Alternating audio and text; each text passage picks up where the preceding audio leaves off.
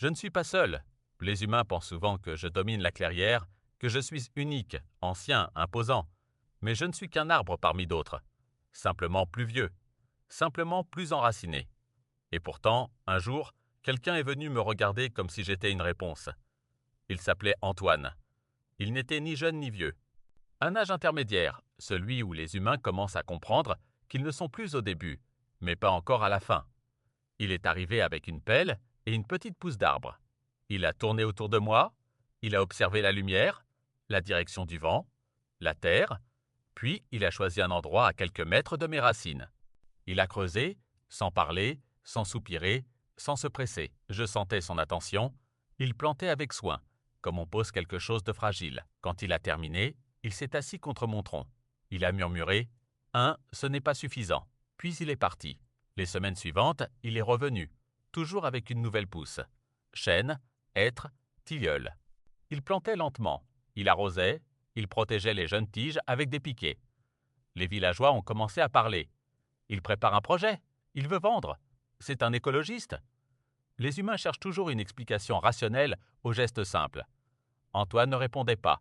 Il venait tôt le matin ou tard le soir. Il ne cherchait pas d'attention. Un jour, une petite fille l'a observé. Elle lui a demandé « Pourquoi tu plantes autant ?»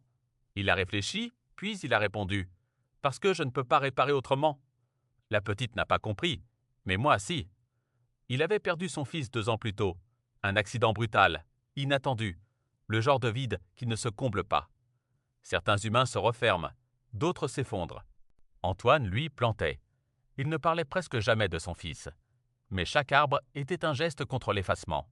Les saisons passaient, les jeunes pousses grandissaient. Fragiles d'abord, puis plus solides. Antoine venait vérifier les feuilles, retirer les mauvaises herbes, redresser un tronc penché. Il ne cherchait pas à remplacer, il cherchait à continuer. Un soir d'automne, il est resté longtemps sous mes branches. Le vent était doux, les jeunes arbres autour de moi commençaient à former une petite lisière. Il a levé les yeux. Je ne peux pas le ramener. Sa voix était calme. Mais je peux faire en sorte que quelque chose reste. Les humains ont besoin de transformer la douleur en action. Sinon, elle les dévore. Les années ont passé, la clairière a changé. Je n'étais plus seul. Les arbres formaient une petite forêt en devenir. Les enfants du village venaient jouer entre les jeunes troncs.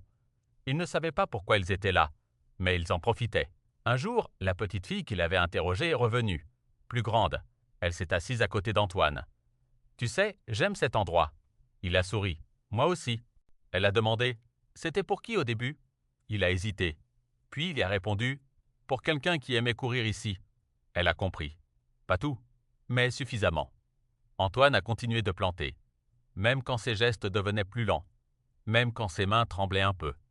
Un hiver, il n'est pas venu. Puis le printemps est revenu sans lui. Les villageois ont appris sa disparition.